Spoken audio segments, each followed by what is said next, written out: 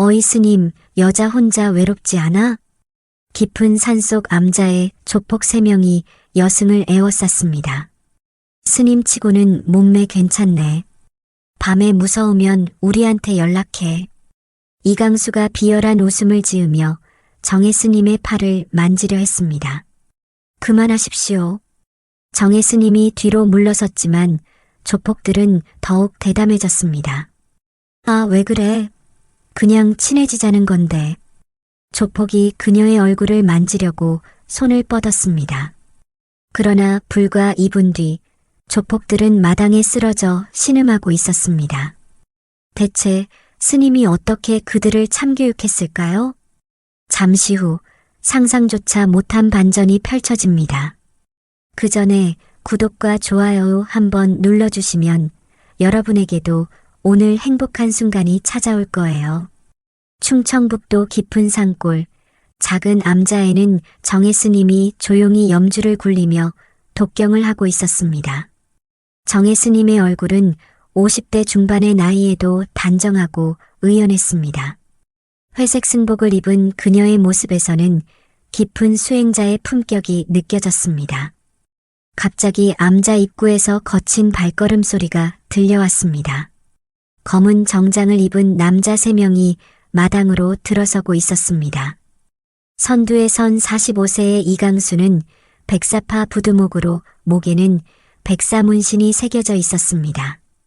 여기가 그 암자구나. 이강수가 주변을 둘러보며 말했습니다. 스님 계십니까? 정혜 스님은 천천히 일어나 남자들을 바라봤습니다. 그녀의 눈빛은 경계하는 기색이 역력했습니다. 어떤 일로 오셨습니까? 정혜 스님이 합장하며 조용히 물었습니다. 저희 사장님이 이 땅을 사고 싶어 하시는데 가격은 넉넉히 쳐드릴 테니 저희한테 파시죠. 이강수가 담배를 입에 물며 말했습니다. 이곳은 팔 수 없습니다. 다른 곳을 알아보시지요. 정혜 스님이 고개를 저으며 대답했습니다. 아, 그래요? 그럼 어쩔 수 없네. 이강수가 담배에 불을 붙이며 씩 웃었습니다. 그 웃음에는 사악함이 담겨 있었습니다. 좋게 좋게 가고 싶었는데 먼저 이렇게 나오시니까 저희도 방법이 없네요. 이강수가 담배 연기를 정혜 스님 얼굴 쪽으로 뿜으며 말했습니다. 아리따운 여인을 이런 식으로 대하기는 싫은데. 옆에 서 있던 덩치 큰 남자가 정혜 스님을 위아래로 훑어보며 중얼거렸습니다. 정혜 스님은 뒤로 한 발 물러서며 말했습니다. 왜 이러십니까? 왜 그러긴요. 우리가 뭘 어쨌다고? 아직 시작도 안 했는데. 이강수가 양쪽 어깨를 으쓱하며 무릇하게 웃었습니다. 그 순간 부하 한 명이 마당 한쪽에 놓인 화분을 발로 차버렸습니다. 화분이 바닥에 떨어져 깨지는 소리가 고요한 암자에 울려 퍼졌습니다. 정혜 스님의 눈썹이 미세하게 움직였지만 여전히 참고 있었습니다. 야, 조심 좀 하지. 죄송합니다. 저희 애가 실수했네요. 이강수가 비웃듯 말했습니다. 그런데 스님 몇 살이세요? 덩치 큰 남자가 정혜 스님을 위아래로 훑어보며 말했습니다. 40대 정도 되신 건가? 아직 탱탱하시네. 스님치고는 몸매도 괜찮고 정혜 스님이 불쾌한 표정을 지으며 한 걸음 뒤로 더 물러섰습니다. 이게 지금 뭐 하시는 겁니까? 아, 기분 나빠하지 마요. 칭찬이에요, 칭찬. 이강수가 웃으며 말했습니다. 혼자 살기 외롭지 않아요? 우리가 가끔 놀러와도 되겠네. 그런 말하지 마십시오.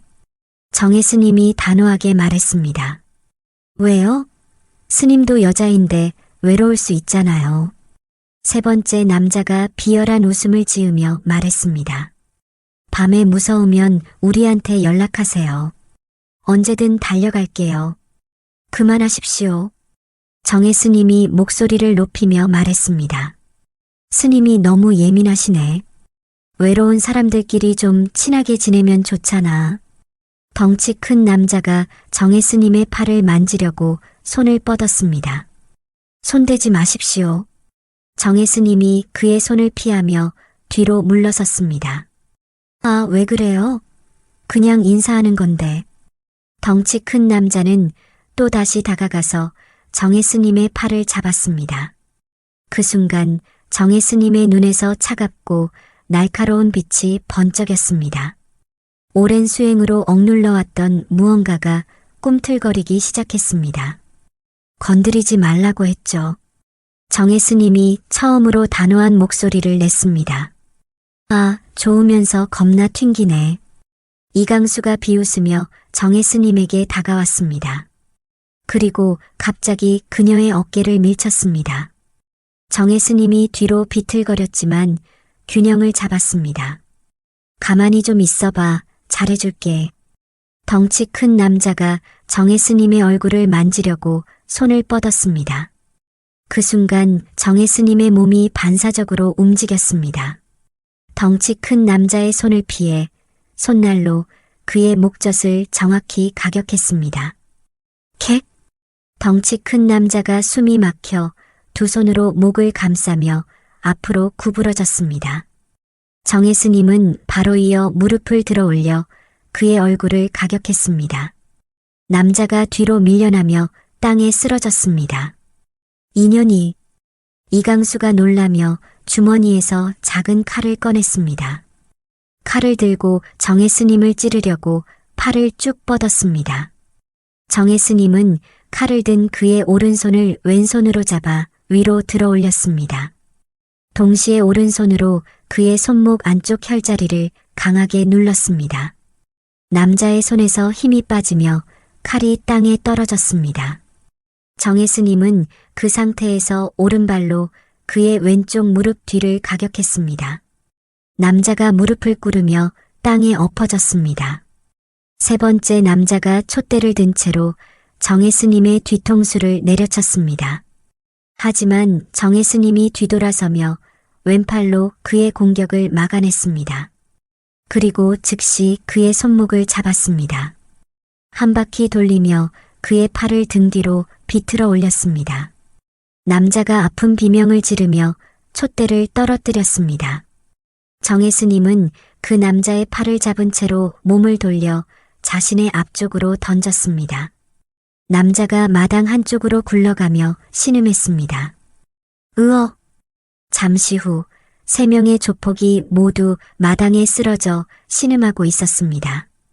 전체 과정이 채 2분도 걸리지 않았습니다. 그들은 믿을 수 없다는 표정으로 정혜 스님을 바라봤습니다. 저 전현 대체 뭐야? 이강수가 제대로 일어나지도 못한 채 중얼거렸습니다. 정혜 스님은 자신이 방금 한 일을 깨닫고 두 손을 바라봤습니다.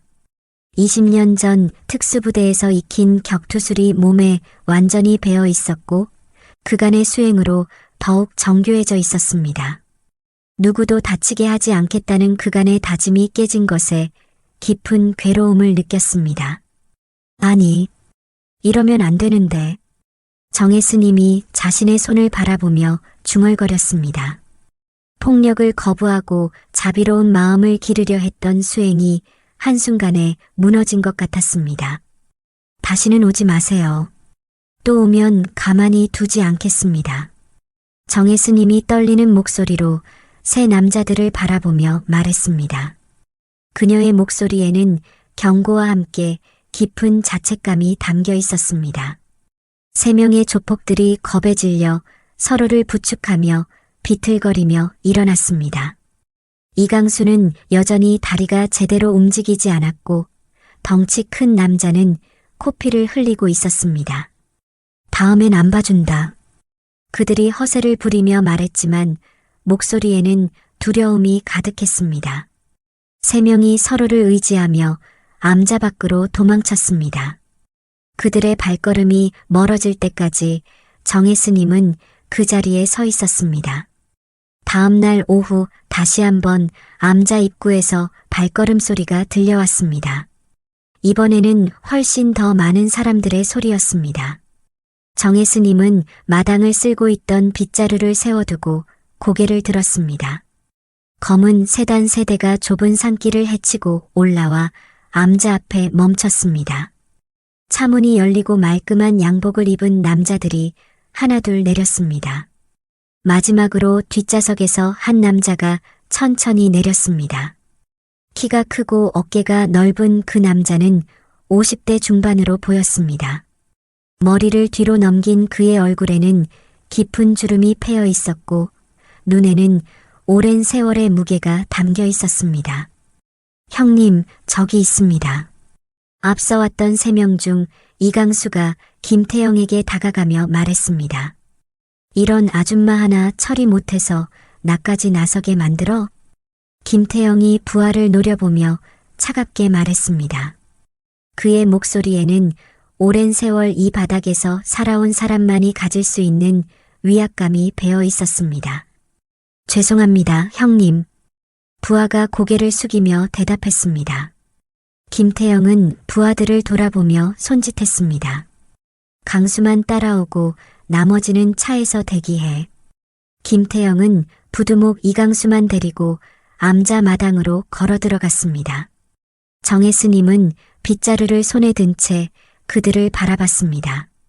김태영의 얼굴이 점점 가까워질수록 정혜스님의 눈에는 묘한 감정이 스쳐갔습니다. 김태영이 정혜스님으로부터 서너 걸음 떨어진 곳에서 멈춰 섰습니다. 그리고 그녀의 얼굴을 자세히 들여다봤습니다. 순간 김태영의 얼굴에서 모든 표정이 사라졌습니다.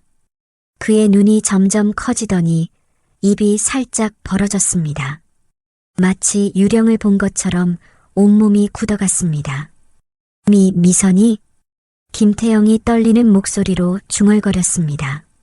그 목소리에는 30년 전 젊은 청년의 애절함이 그대로 남아 있었습니다.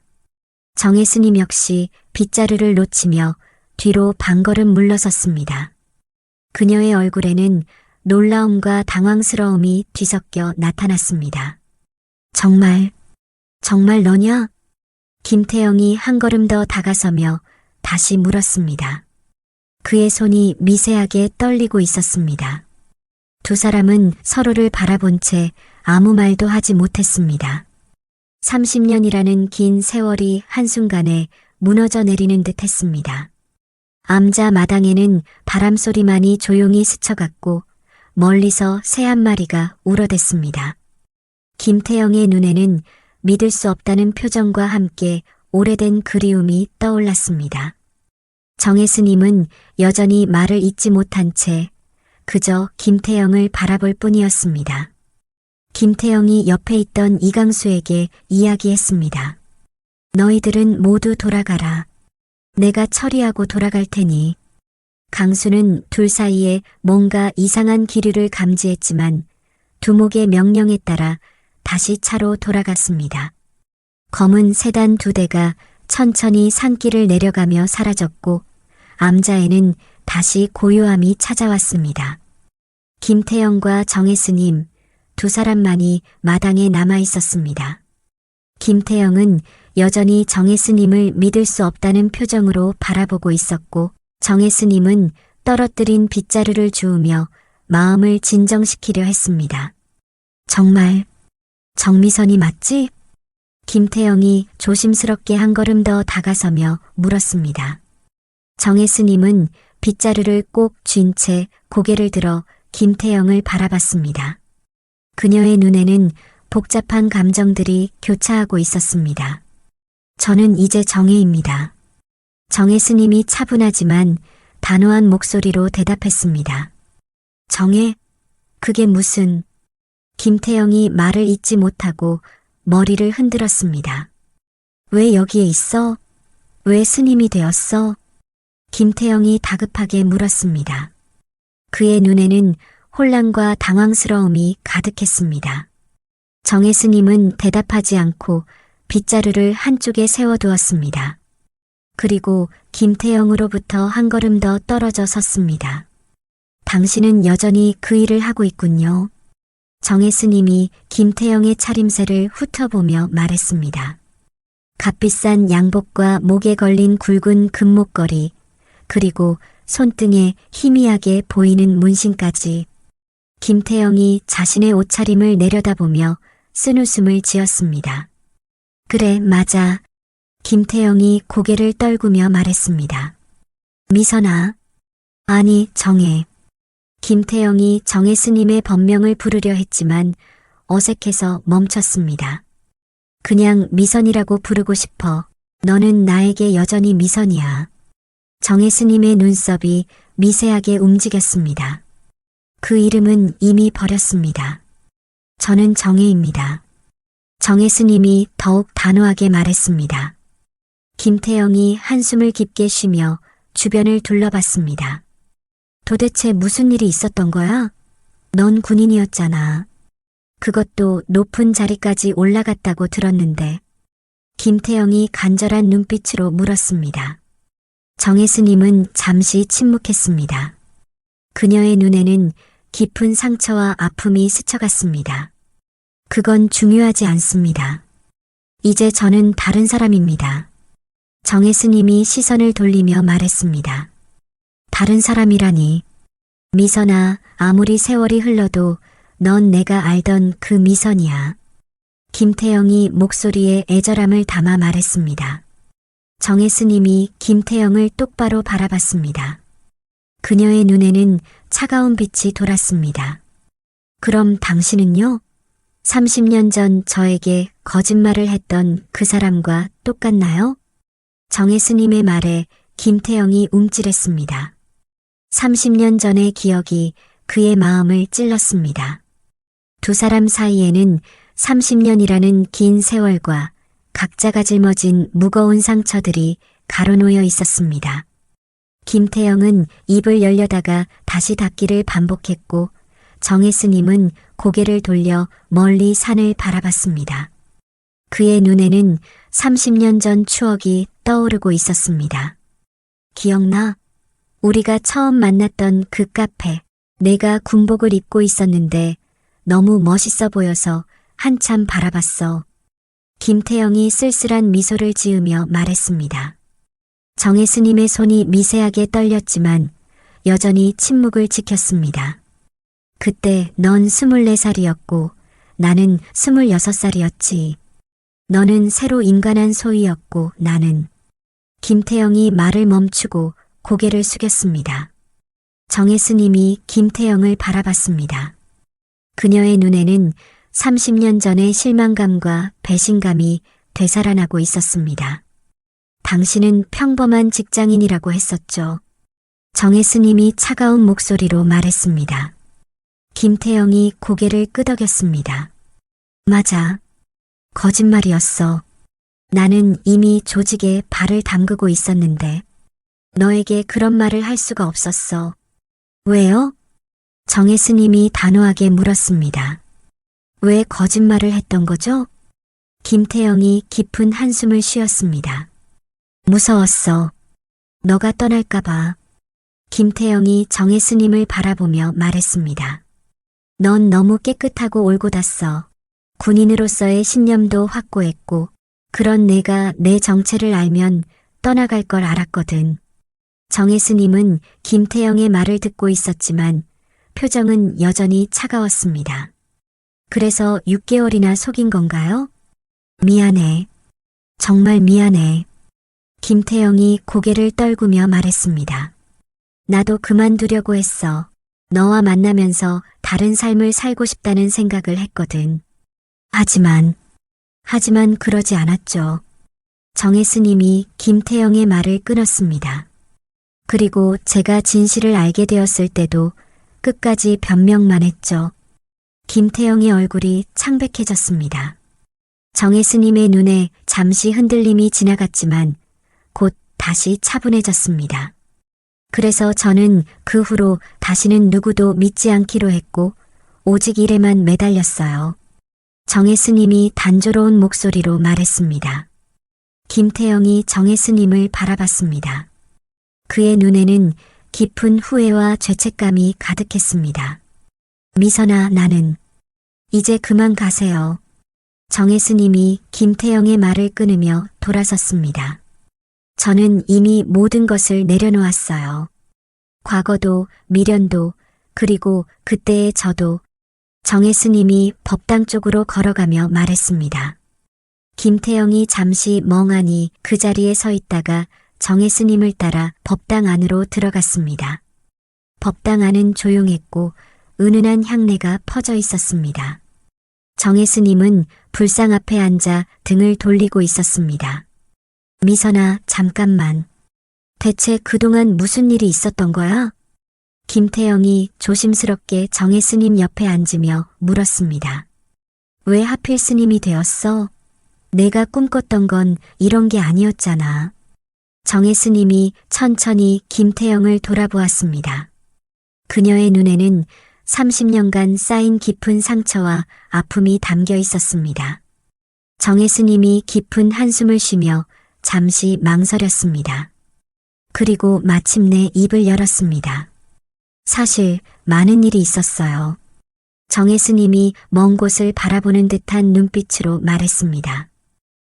30년 전 24세의 정미선 소인은 부대 숙소 침대에 누워 천장을 바라보고 있었습니다. 김태영과 헤어진 지 일주일이 지났지만 여전히 가슴 한구석이 텅 빈 것 같았습니다. 창밖으로는 봄비가 내리고 있었고 빗소리가 그녀의 마음처럼 쓸쓸하게 들렸습니다.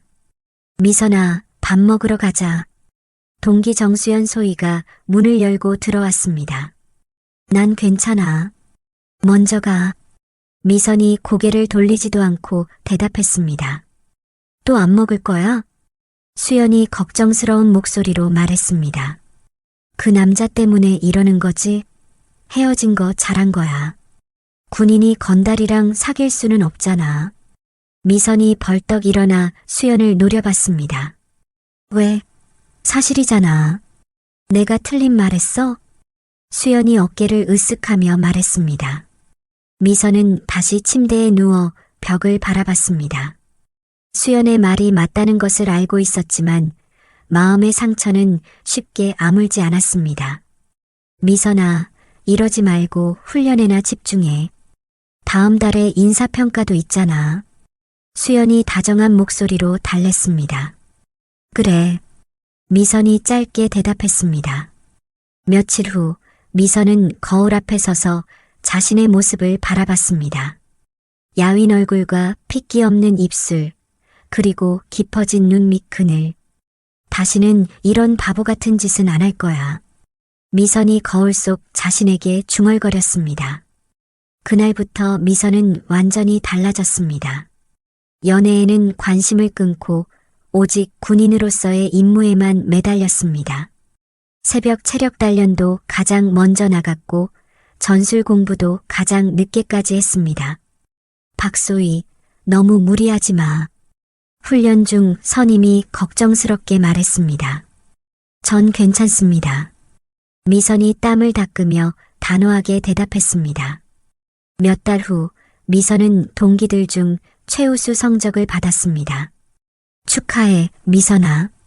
역시 내가 1등할 줄 알았어. 수연이 기뻐하며 말했습니다. 고마워. 미선이 덤덤하게 대답했습니다. 하지만 그녀의 마음에는 성취감보다는 공허함이 더 컸습니다. 그날 밤 미선은 홀로 부대 뒷산에 올라가 도시의 야경을 바라봤습니다. 반짝이는 불빛들 사이 어딘가에 김태영이 있을 것이라는 생각이 들었지만 곧 고개를 저었습니다. 이제는 다 상관없어. 나는 나만의 길을 갈 거야. 미선이 주먹을 꽉 쥐며 다짐했습니다. 3년 후 27살이 된 정미선 대위는 포병대대로 전속 발령을 받았습니다. 그녀는 이미 동기들 사이에서 엘리트 장교로 소문이 자자했습니다. 냉철한 판단력과 완벽한 업무 처리로 상급자들의 신뢰를 받고 있었습니다. 새로 부임한 첫날, 미선은 대대장실 앞에서 보고를 위해 기다리고 있었습니다. 문이 열리고 온화한 인상의 중령이 나왔습니다. 박지훈 중령이었습니다. 정미선 대위, 박 중령이 따뜻한 미소를 지으며 물었습니다. 네, 그렇습니다. 미선이 차렷 자세로 경례했습니다. 전임 부대에서 소문이 자자하던데 모범 장교라고. 박중령이 미선을 사무실로 안내하며 말했습니다. 미선은 박중령의 사무실에 들어서며 주변을 둘러봤습니다. 책장에는 군사학 서적들과 함께 문학책들이 함께 꽂혀 있었고 책상 위에는 어린아이의 사진이 놓여 있었습니다. 앉게나. 커피 뭘로 줄까? 박중령이 친근하게 말했습니다. 감사하지만 괜찮습니다. 미선이 꼿꼿하게 앉으며 대답했습니다. 박중령은 미선의 경직된 모습을 보며 잠시 그녀를 관찰했습니다. 정대위, 뭘 그렇게 긴장해? 긴장 풀어. 박중령이 부드러운 목소리로 말했습니다. 네, 알겠습니다. 미선이 여전히 딱딱하게 대답했습니다. 몇 주가 지나면서 박중령은 미선의 특별함을 더욱 느끼게 되었습니다. 그녀는 맡은 업무를 완벽하게 처리했고 부하들을 이끄는 리더십도 뛰어났습니다. 하지만 동시에 너무 자신을 몰아붙이는 모습도 눈에 띄었습니다.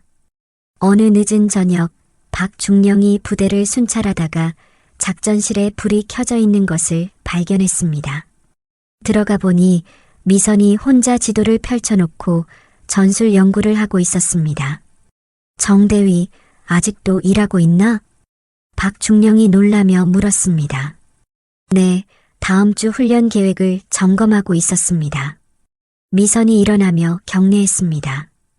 벌써 밤 11시가 넘었어. 쉬엄쉬엄 해. 박중령이 걱정스럽게 말했습니다. 전 괜찮습니다. 좀 더 완벽하게 준비하고 싶습니다. 미선이 다시 지도 앞에 앉으며 말했습니다. 박중령이 미선 옆에 의자를 가져다 놓고 앉았습니다. 정대위, 잠시 이야기 좀 할까? 미선이 고개를 들어 박중령을 바라봤습니다. 너무 자신을 몰아붙이지 마. 군인도 사람이야. 박중령이 아버지 같은 목소리로 말했습니다. 저는 제가 할 수 있는 최선을 다하고 싶습니다. 미선이 딱딱하게 대답했습니다. 최선과 무리는 다른 거야. 조금 여유를 가져도 돼. 박중령이 따뜻하게 말했습니다. 미선의 눈에 잠시 흔들림이 지나갔지만 곧 다시 굳어졌습니다. 저에게는 이 길밖에 없습니다. 다른 선택지는 없습니다. 미선이 단호하게 말했습니다. 박중령은 미선의 말에서 깊은 상처를 느꼈습니다. 이 후배가 무엇 때문에 이토록 자신을 몰아붙이는지 궁금했지만 더 이상 묻지 않았습니다. 10여 년 후 40세가 된 정미선 소령은 이미 군내에서 주목받는 인물이 되어 있었습니다. 여군으로서는 이례적으로 빠른 진급을 거듭하며 중령 진급을 눈앞에 두고 있었습니다. 동기들보다 훨씬 앞서 나가고 있었습니다. 그녀의 사무실 벽에는 각종 표창장과 우수부대 인증서들이 빼곡히 걸려 있었습니다. 미선은 책상에 앉아 중령 진급을 위한 인사규정을 검토하고 있었습니다. 그녀의 얼굴은 10년 전보다 더욱 냉정하고 날카로워져 있었습니다. 소령님, 회의 준비 완료되었습니다. 후배 장교가 들어와 보고했습니다. 그래, 5분 후에 시작할게. 미선이 서류를 정리하며 말했습니다. 회의실에는 부하 장교들이 긴장한 채 앉아 있었습니다. 미선이 들어서자 모두 일어나 격려했습니다. 앉으십시오. 이번 달 훈련 실적부터 보고해 보세요. 미선이 차가운 목소리로 말했습니다. 일중대 훈련 성적이 기준에 미달했습니다. 한 대위가 조심스럽게 보고했습니다. 미달? 이유가 뭡니까? 미선의 눈빛이 더욱 차가워졌습니다. 사병들의 체력이 부족해서 변명하지 마십시오. 지휘관의 능력 부족입니다. 미선이 단호하게 말했습니다. 다음 주까지 다시 훈련해서 기준에 맞추세요. 안 되면 보직 변경도 검토하겠습니다. 대위의 얼굴이 창백해졌습니다. 회의가 끝난 후 부하 장교들이 복도에서 불만이 가득한 목소리로 수군거렸습니다. 정소령 요즘 왜 저러지? 진급 때문에 그런가? 근데 좀 오버 아니냐? 진급에 눈이 멀어서 마탱이가 가버린 것 같아. 아니, 저번에 보니까 노트에 무슨 여군 최초 사단장 이런 게 적혀 있더라고. 아, 진짜? 정신 나갔네. 무슨 여군이 사단장이야? 야씨, 조용히 해. 들으면 우리 뒤진다고. 그날 저녁 미선은 후배 장교들이 자신을 뒷담화하는지도 모르는 채 혼자 남아 다음 달 훈련 계획을 수정하고 있었습니다. 모든 항목을 더 엄격하게, 더 완벽하게 만들려고 했습니다. 그때 휴대폰이 울렸습니다. 7년 전 전역한 박중령이었습니다. 이미 전역한 그였지만 여전히 미선을 챙기고 있었습니다. 네 선배님, 안녕하세요. 잘 지내시죠? 미선이 반갑게 인사하며 전화를 받았습니다. 그럭저럭 지내고 있어. 전역 후 생활이 생각보다 여유롭더라고. 박중령이 웃으며 말했습니다. 그런데 너는 어떻게 지내고 있니? 소령 달고 나서 많이 바쁘다고 들었는데. 네, 바쁘긴 하지만 보람 있게 지내고 있습니다. 미선이 대답했습니다. 중령 진급 준비는 어떻게 되어가고 있어? 박중령이 관심 있게 물었습니다. 열심히 하고 있습니다. 꼭 여군 최초 사단장이 되고 싶어요. 미선의 목소리에 강한 의지가 담겨 있었습니다. 사단장까지? 야망이 크구나. 그래, 너라면 충분히 할 수 있을 거야. 박중령의 목소리가 밝아졌습니다. 아, 그리고 우리 주희가 말이야. 아, 주희 잘 지내죠? 잘 지내지. 벌써 중학생이야. 박중령이 기특하다는 듯 말했습니다. 얘가 자네를 엄청 동경하나 봐. 자네처럼 멋진 여군이 되고 싶대. 혹시라도 나중에 부대에서 만나면 잘 좀 챙겨줘. 박중령이 농담처럼 허허 웃으며 말했습니다. 미선이 잠시 미소를 지었습니다. 아, 그렇습니까? 만약 진짜 만나면 제가 잘 챙기겠습니다. 에이, 뭐 설마 만나기야 하겠어? 그냥 하는 소리지. 박중령이 웃으며 말했습니다. 그럼 몸 조심하고 가끔 연락하자. 나중에 별 달았다고 쌩까지 말고. 아유 선배님 장난도 참. 선배님도 건강하시고 잘 지내세요. 전화를 끊은 후 미선은 잠시 흐뭇한 미소를 지었습니다. 하지만 곧바로 훈련 계획서에 집중했습니다. 12년 후 52세가 된 정미선 소장은 마침내 여군 최초 사단장에 임명되었습니다. 임명식 날 수많은 언론이 몰려들었고 그녀는 군 역사를 새로 쓴 인물로 주목받았습니다. 사단장실에는 축하 화환들이 가득했고 각종 언론 인터뷰 요청도 쏟아졌습니다. 축하드립니다, 사단장님. 정말 대단한 성취입니다. 부사단장이 축하 인사를 건넸습니다. 감사합니다. 하지만 이제 시작입니다. 미선이 차분하게 대답했습니다. 사단장 집무실에 혼자 남은 미선은 벽에 걸린 거울 앞에 섰습니다. 별 2개가 달린 계급장이 어깨에서 빛나고 있었습니다. 하지만 그녀의 얼굴에는 만족감보다 더 큰 욕망이 떠올라 있었습니다. 이제 군단장도 가능해. 미선이 혼자 중얼거렸습니다. 아니, 합참의장까지도 꿈이 아닐 수도 있어. 그녀의 눈에는 더 높은 곳을 향한 야망이 불타오르고 있었습니다. 며칠 후 미선은 국방부에서 열린 고급 간부 회의에 참석했습니다.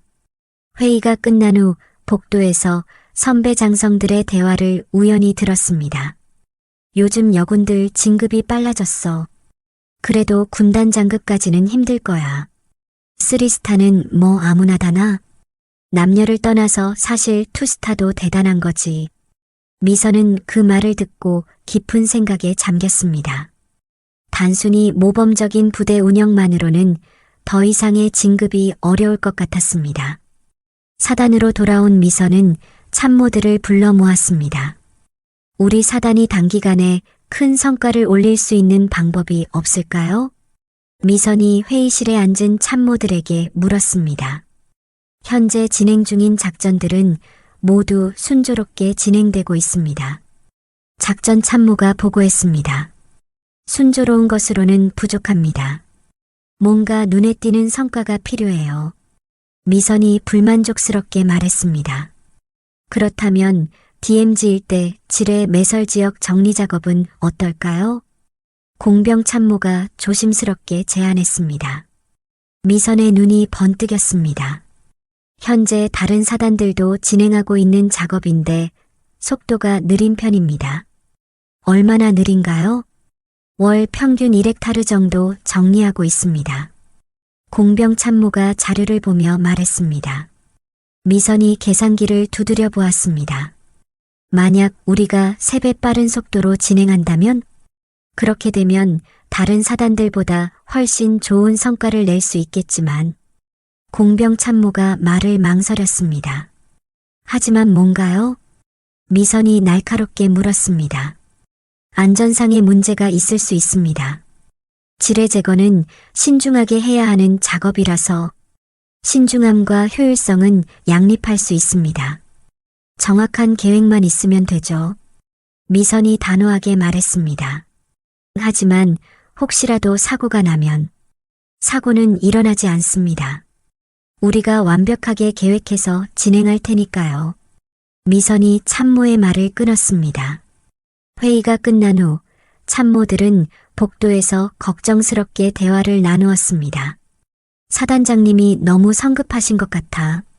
지뢰 제거를 그렇게 서두르면 위험하다고. 하지만 미선의 결심은 이미 굳어져 있었습니다. 그녀는 사단장실에서 혼자 지도를 펼쳐놓고 작전 계획을 세우기 시작했습니다. 3개월 안에 다른 사단의 1년치 성과를 내면 분명 주목받을 거야. 미선이 지도에 빨간 펜으로 표시를 하며 중얼거렸습니다. 그녀의 눈에는 오직 성과와 진급만이 보였습니다. 부하들의 안전보다는 자신의 실적이 더 중요했고 위험성보다는 성공 가능성에만 집중했습니다. 그날 밤 늦게까지 미선은 완벽해 보이는 작전 계획을 완성했습니다. 하지만 그 계획에는 치명적인 허점이 있었습니다. 안전 수칙을 지나치게 간소화했고 작업 속도를 무리하게 높였던 것입니다. 다음 주 DMZ 일대 현장에는 이른 새벽부터 공병들이 집결해 있었습니다. 차가운 바람이 불어와 작업복의 깃을 스치고 지나갔습니다. 공병들의 얼굴에는 긴장감이 역력했고 평소보다 무거운 분위기가 감돌았습니다. 현장 지휘소에 정미선 사단장이 도착했습니다. 그녀는 완벽하게 다림질된 전투복을 입고 있었고 어깨에 별 2개가 새벽 햇살에 반짝였습니다. 현장 상황을 보고하십시오. 미선이 작전 현장을 둘러보며 말했습니다. 사단장님, 오늘 작업구역은 특히 위험합니다. 좀 더 신중하게 접근하는 것이 좋을 것 같습니다.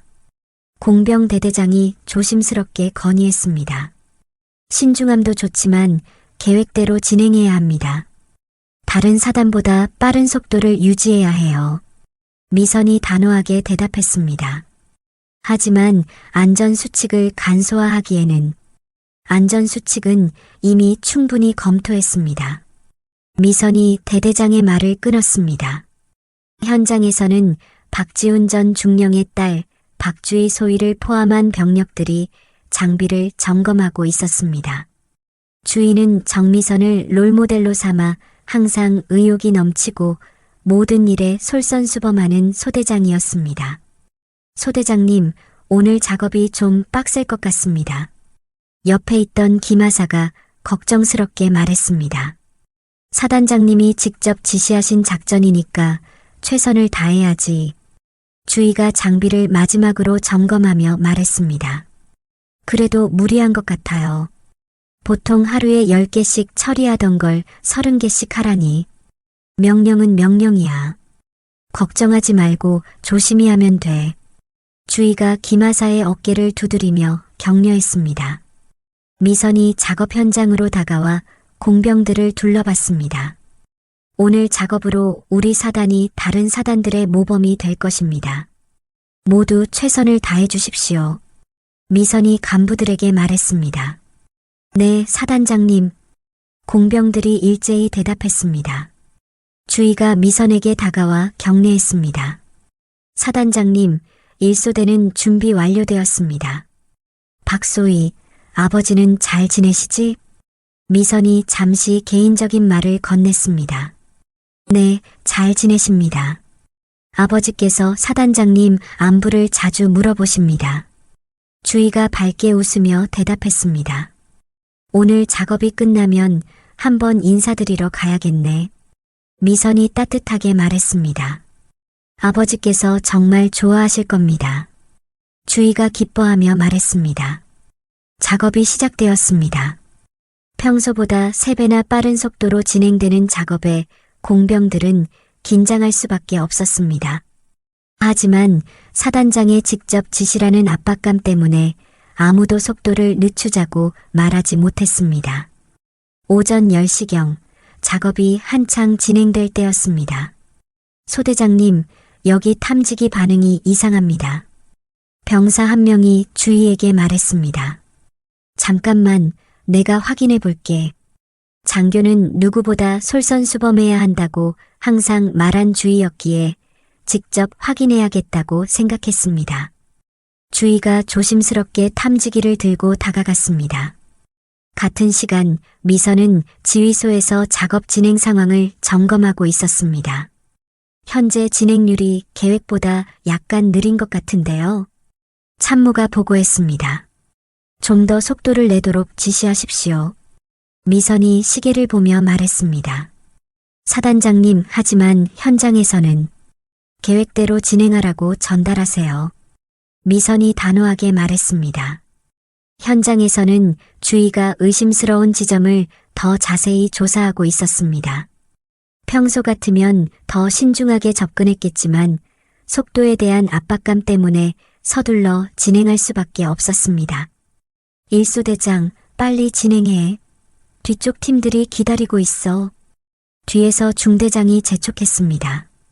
주희가 마지막 확인을 위해 한 발 더 다가서는 순간이었습니다. 땅속에 묻혀있던 오래된 지뢰가 갑자기 폭발했습니다. 굉음과 함께 흙먼지가 치솟았고 현장은 순식간에 아수라장이 되었습니다. 누군가 절규하는 소리가 들렸습니다. 미선이 지휘소에서 뛰어나와 현장으로 달려갔습니다. 폭발 지점 주변에는 흙먼지가 아직 가라앉지 않은 채 떠다니고 있었습니다. 무슨 상황입니까? 미선이 현장 지휘관에게 물었습니다. 박주의 소위와 병사 한 명이 폭발에 휘말렸습니다. 지휘관이 다급하게 보고했습니다. 미선의 얼굴이 창백해졌습니다. 폭발 지점에서는 공병들이 잔해를 치우며 생존자를 찾고 있었습니다. 잠시 후 한 공병이 무언가를 발견하고 소리쳤습니다. 여기 있습니다. 미선이 달려가 보니 주희와 동료가 땅에 쓰러져 있었습니다. 두 사람 모두 심각한 부상을 입은 상태였고 이미 의식을 잃은 상태였습니다. 의무병, 빨리. 미선이 절규했습니다. 의무병들이 달려와 응급처치를 시작했지만 상황은 절망적이었습니다. 의무병이 주희를 흔들며 불렀지만 아무 반응이 없었습니다. 미선이 주희 옆에 무릎을 꿇고 앉았습니다. 그녀의 얼굴은 흙먼지로 뒤덮여 있었지만 여전히 어린아이 같은 모습이 남아 있었습니다. 주희야, 주희야. 미선이 떨리는 목소리로 그녀의 이름을 불렀습니다. 급히 병원으로 이송되었지만 이미 너무 늦었습니다. 미선의 온몸에서 힘이 빠졌습니다. 그녀는 주희의 군번줄을 집어들고 오랫동안 바라봤습니다. 1시간 후 박중령이 병원에 도착했습니다. 주희야, 내 딸 어디 있어? 박중령이 다급하게 물었습니다. 미선이 천천히 일어나 박중령 앞에 섰습니다. 그녀의 얼굴은 눈물과 흙먼지로 얼룩져 있었습니다. 선배님, 죄송합니다. 미선이 무릎을 꿇으며 고개를 숙였습니다. 그럴 리가 없어. 박중령이 중얼거렸습니다. 잠시 후 박중령이 미선을 바라봤습니다. 그의 눈에는 혼란과 절망이 가득했습니다. 정말 죄송합니다. 모두 제 탓입니다. 제가 무리해서. 순간 박중령의 얼굴이 붉어지며 분노가 치밀어 올랐습니다. 박중령이 주먹을 꽉 쥐며 물었습니다. 내가 무리해서 생긴 일이라고? 박중령의 목소리가 점점 커졌습니다. 널 믿고 따르던 아이였는데 내가 우리 주위를. 박중령의 분노가 절망으로 바뀌어 갔습니다. 그는 복도 의자에 주저앉으며 두 손으로 얼굴을 가렸습니다. 병원 복도에 있던 사람들이 모두 이쪽을 바라봤습니다. 미선은 죄송하단 말만 계속 거듭하고 있었습니다. 한참 후 박중령이 천천히 고개를 들어 미선을 바라봤습니다. 아무리 분노를 가라앉히려고 해도 분노는 가라앉지 않았고 점점 더 깊은 실망과 배신감이 자리를 잡아가고 있었습니다. 정미선, 박중령이 차가운 목소리로 말했습니다. 진급이 그렇게 중요했나? 부대원들의 목숨까지 맞바꿀 만큼. 박중령은 붉어진 눈으로 미선을 바라보며 계속 말했습니다. 네가 그딴 식으로 그 자리까지는 갔겠지만 넌 지휘관으로도 인간으로도 자격 미달이다. 그 말이 미선의 가슴을 깊이 찔렀습니다. 박중령의 차가운 시선과 그의 말이 미선의 영혼까지 꿰뚫는 것 같았습니다. 미선의 눈에서 눈물이 멈추지 않고 흘러내렸습니다. 30년간 추구해온 모든 것들이 한순간에 무너져 내리는 느낌이었습니다.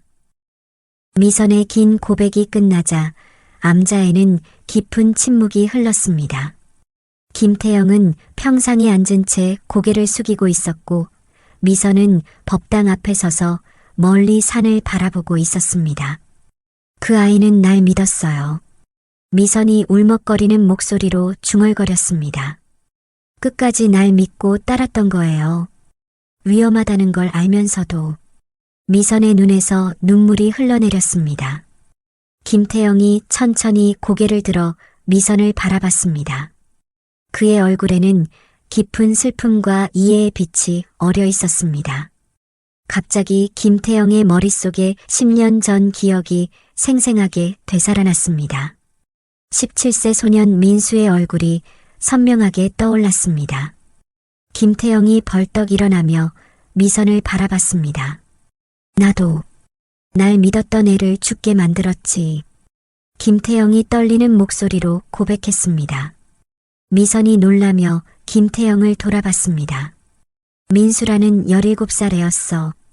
가출해서 갈 곳 없던 그 애를 내가 불러들였어. 김태영이 주먹을 꽉 쥐며 계속 말했습니다. 돈이 급해서 위험한 심부름을 시켰지. 경찰들이 추격해 왔는데도 그 애는 나를 배신하지 않았어. 김태영의 목소리가 점점 작아졌습니다.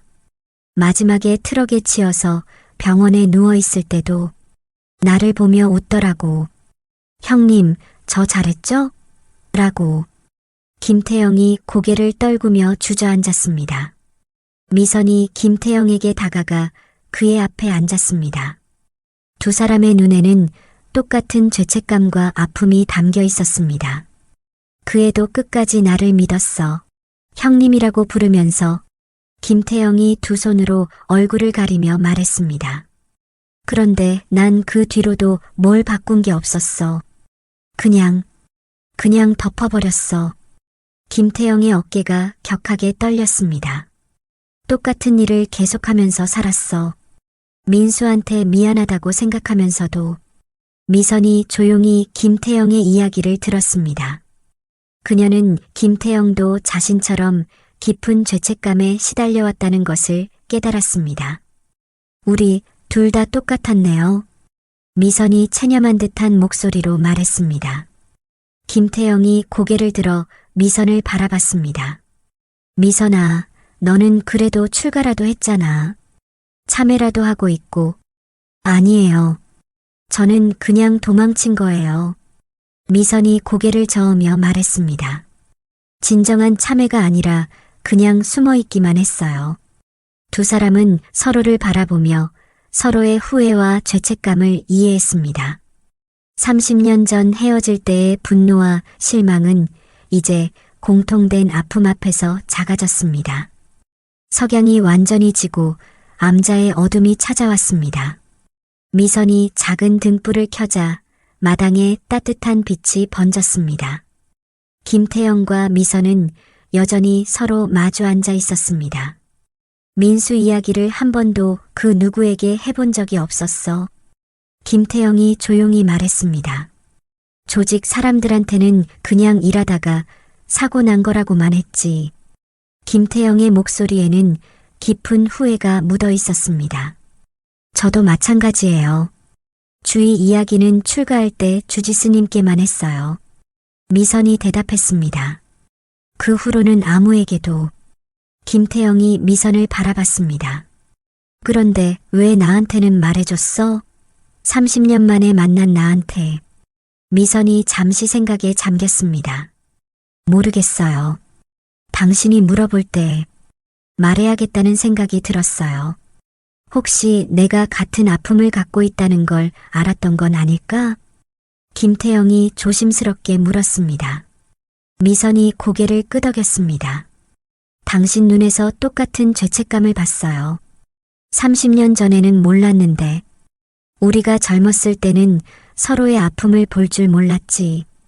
김태영이 쓸쓸하게 웃으며 말했습니다. 두 사람은 잠시 침묵했습니다. 벌레들의 울음소리가 고요한 밤 공기를 채웠습니다. 김태영이 미선의 손을 바라봤습니다. 미선아, 솔직히 말해줘. 김태영이 진지한 표정으로 말했습니다. 나를 용서할 수 있어? 30년 전에 거짓말했던 걸. 미선이 김태영을 오랫동안 바라봤습니다. 조직을 정리하고 싶어. 완전히. 김태영이 단호하게 말했습니다. 30년 동안 잘못된 길을 걸어왔어. 이제 그만하고 싶어. 미선의 눈에 흔들림이 지나갔습니다. 하지만 쉽지 않을 거예요. 조직을 나간다는 게 어려울 거야. 하지만 혼자가 아니라면. 김태영이 미선을 간절히 바라봤습니다. 너와 함께라면 할 수 있을 것 같아. 미선이 오랫동안 생각했습니다. 10년 동안 혼자서 끌어안고 살아온 무거운 짐을 함께 나눌 수 있다는 생각이 들었습니다. 정말로 모든 걸 버릴 수 있어요? 미선이 조심스럽게 물었습니다. 너를 위해서라면. 아니, 우리를 위해서라면 뭐든 할 수 있어. 김태영이 진심을 담아 대답했습니다. 미선이 천천히 고개를 끄덕였습니다.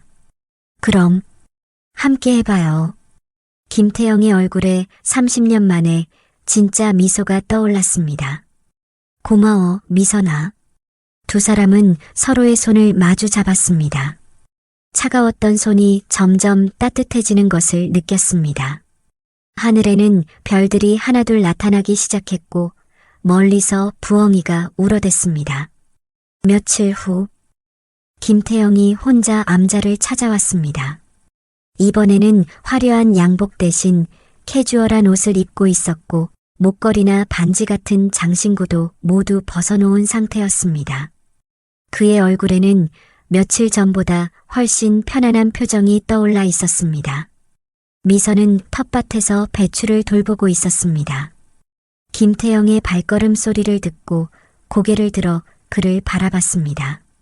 오셨군요. 미선이 흙을 털어내며 일어났습니다. 많이 달라 보이네요. 조직 사람들한테 내 생각을 전했어. 김태영이 미선 곁에 앉으며 말했습니다. 어떤 반응이었어요? 미선이 관심 있게 물었습니다. 예상했던 것보다 훨씬 심했어. 다들 미쳤다고 하더라고. 김태영이 깊은 한숨을 쉬며 말했습니다. 특히 이강수는 아예 내 말을 들으려고도 하지 않았어. 배신자라고 부르더군.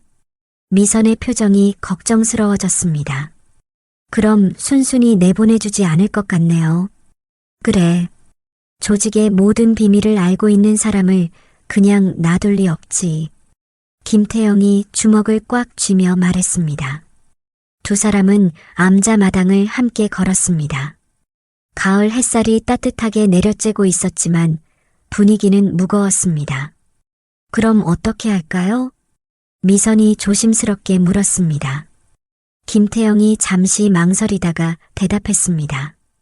맞서 싸우는 수밖에 없어. 차라리 경찰을 부르는 건 어떨까요? 미선이 제안했습니다. 김태영이 쓴웃음을 지었습니다. 경찰을 부르면 두목인 내가 제일 문제가 되겠지. 미선이 고개를 숙였습니다. 그렇겠네요. 하지만 또 폭력을 사용하면.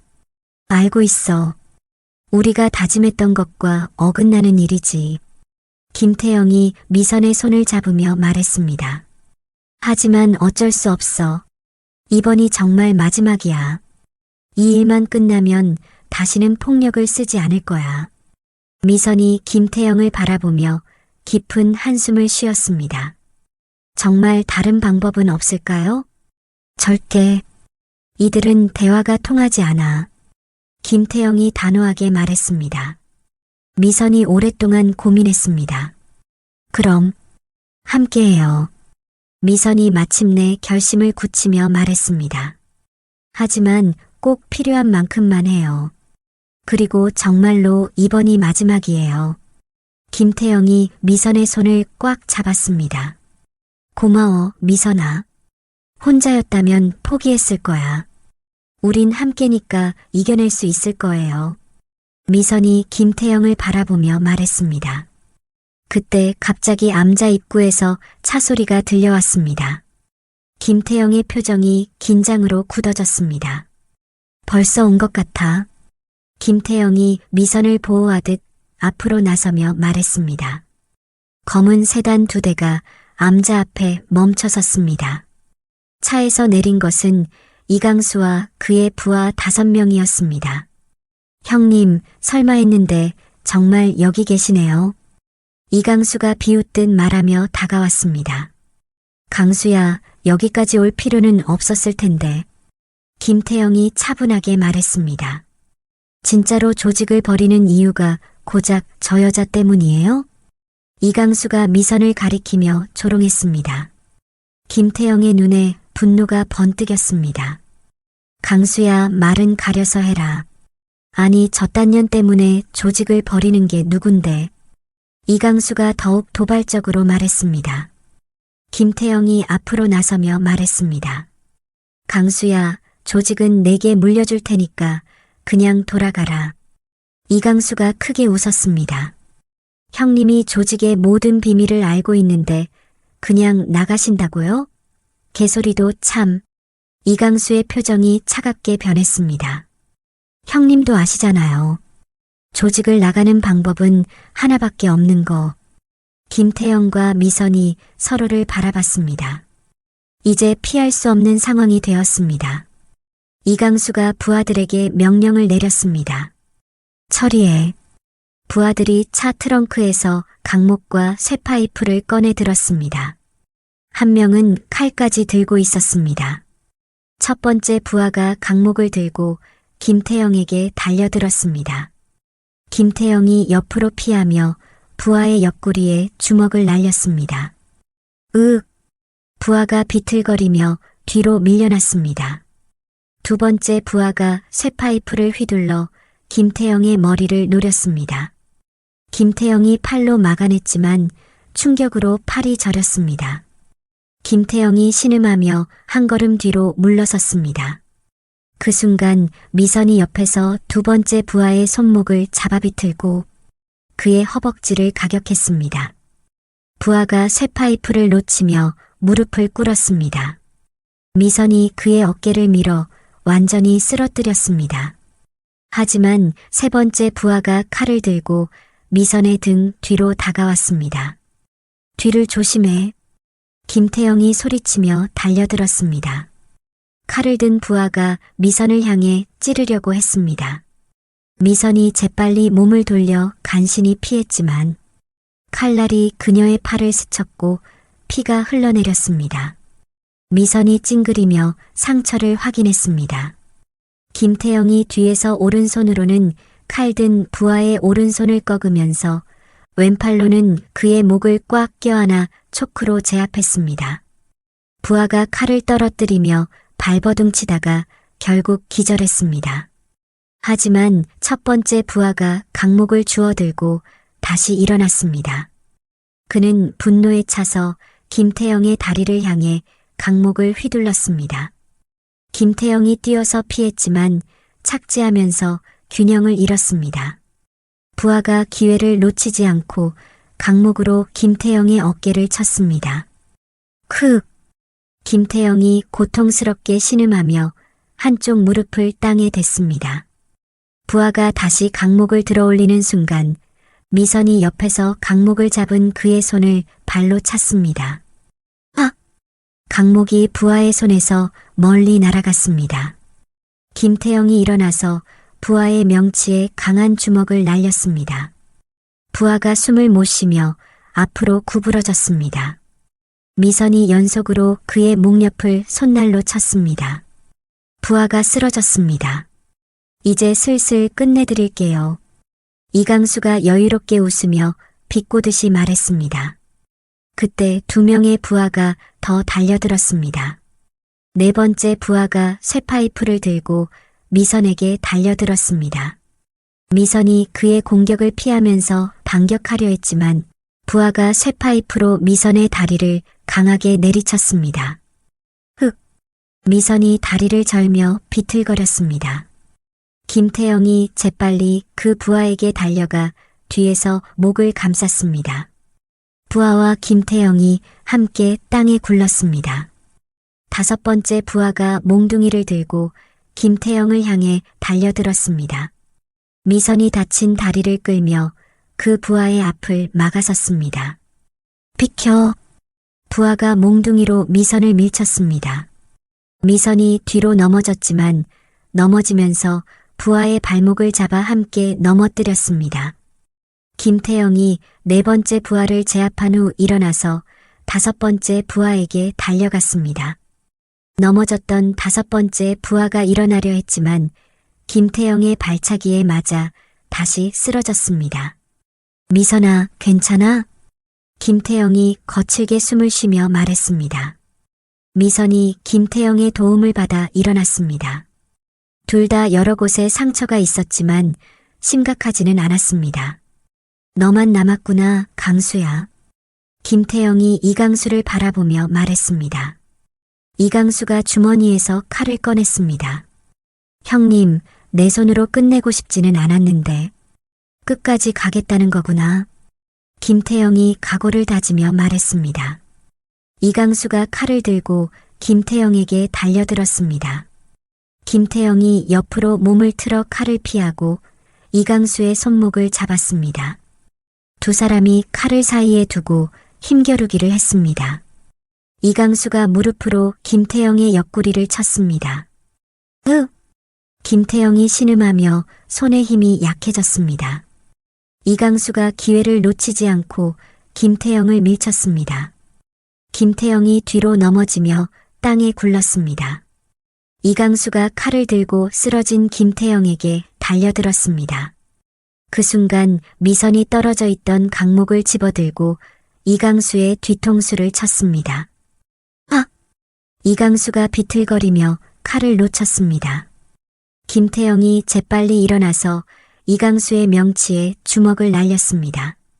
이강수가 숨을 못 쉬며 뒤로 밀려났습니다.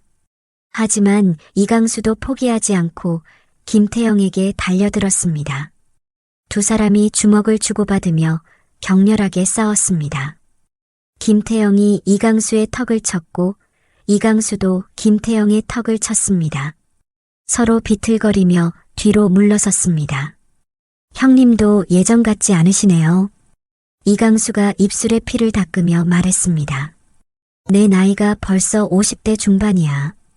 김태영이 주먹을 쥐며 대답했습니다. 이강수가 다시 달려들었습니다. 김태영이 그의 주먹을 살짝 옆으로 피하고 자신의 주먹으로 그의 복부를 강하게 가격했습니다.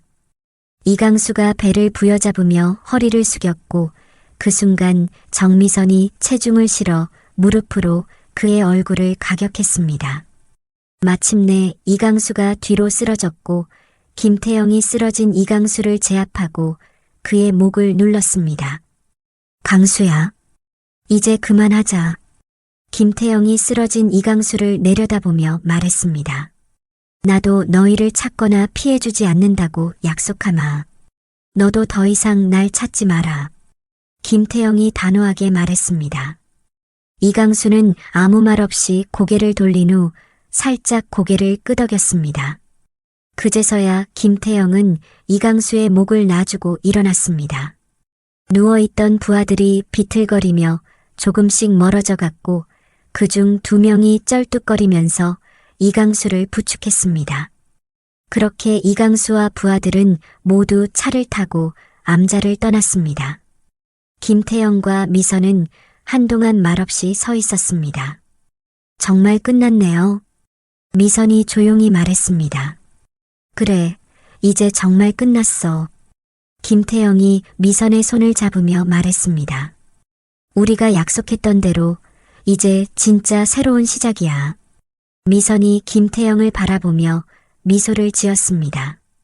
두 사람은 서로를 끌어안으며 진정한 자유를 만끽했습니다. 1년 후 충청북도의 한적한 마을에 작은 상담센터가 문을 열었습니다. 새벽 상담센터라는 간판이 소박하게 걸려 있었고 앞마당에는 정성스럽게 가꾼 작은 화단이 있었습니다. 김태영이 센터 앞에서 의자를 정리하고 있었습니다. 1년 전보다 훨씬 편안해 보이는 얼굴이었고 깔끔한 셔츠를 입고 있었습니다. 예전의 화려한 정장과 금목걸이는 완전히 사라져 있었습니다. 오늘은 어떤 사람들이 찾아올까? 김태영이 혼자 중얼거렸습니다. 그때 상담센터 안에서 미선이 나왔습니다. 저를 떠난 그녀는 이제 단정한 원피스를 입고 있었고 머리도 조금 기르기 시작했습니다. 벌써 2분이 예약하셨어요. 미선이 예약 명단을 보며 말했습니다. 정말? 그럼 오늘도 바쁘겠네. 김태영이 기뻐하며 대답했습니다.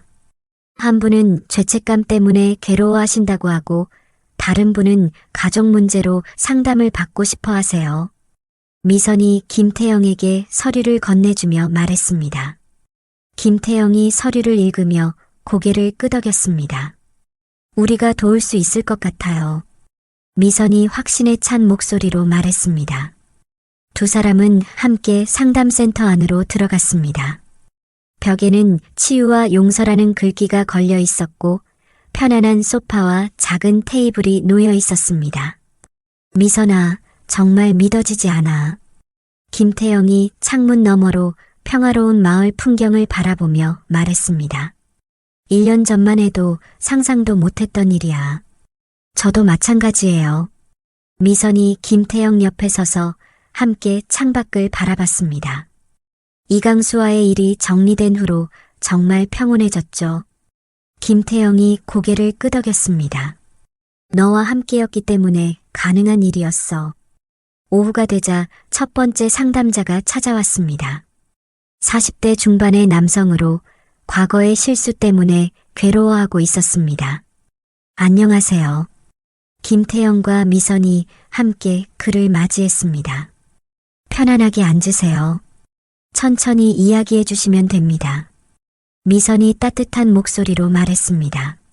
상담이 끝난 후 남성의 얼굴에는 조금이나마 평안함이 떠올라 있었습니다. 정말 고맙습니다. 오랜만에 마음이 조금 가벼워진 것 같아요. 남성이 감사 인사를 하며 돌아갔습니다. 우리가 정말 도움이 되는 것 같아. 김태영이 뿌듯해하며 말했습니다. 당연하죠. 우리도 같은 아픔을 겪었으니까 더 잘 이해할 수 있는 거예요. 미선이 대답했습니다. 저녁이 되자 두 사람은 방에 있는 박주의 소위와 민수의 사진이 있는 액자를 바라보았습니다. 주희야, 민수야. 김태영과 미선이 나란히 액자 앞에 앉았습니다. 우리 잘하고 있지? 김태영이 민수의 사진을 어루만지며 물었습니다. 이제 정말 떳떳한 사람이 되려고 노력하고 있어. 미선도 주희의 사진에 손을 올리며 말했습니다. 주희야, 늦었지만 이제라도 제대로 살아가려고 해. 마치 주희와 민수가 대답하는 것 같았습니다. 김태영과 미선은 집 밖으로 나와 손을 잡고 천천히 마을을 걸었습니다. 석양이 지고 있었고 마을에는 따뜻한 불빛들이 하나둘 켜지기 시작했습니다. 미선아, 행복해? 김태영이 조심스럽게 물었습니다. 네, 정말 행복해요. 미선이 밝은 미소를 지으며 대답했습니다. 당신은 어때요? 나도 정말 행복해. 처음으로 잘 살고 있다는 느낌이야. 김태영이 하늘을 올려다보며 말했습니다. 서로의 상처를 이해하고 치유할 수 있을 만큼 성숙해진 거예요. 미선이 김태영의 팔짱을 끼며 말했습니다. 두 사람은 마을 끝까지 걸어가며 대화를 나누었습니다. 앞으로도 함께 상처받은 사람들을 돕고 서로를 사랑하며 살아가겠다는 다짐을 했습니다. 하늘에는 별들이 나타나기 시작했고 멀리서 마을 사람들의 웃음소리가 들려왔습니다. 김태영과 미선은 그 소리를 들으며 행복한 미소를 지었습니다. 30년 만에 찾은 진정한 사랑과 새로운 인생이 이제 막 시작되고 있었습니다. 오늘 이야기도 끝까지 함께 해주셔서 감사합니다. 지금까지 달빛 이야기였습니다. 다음 시간에 다시 찾아뵙겠습니다. 오늘 하루도 좋은 일만 가득하시길 바랍니다.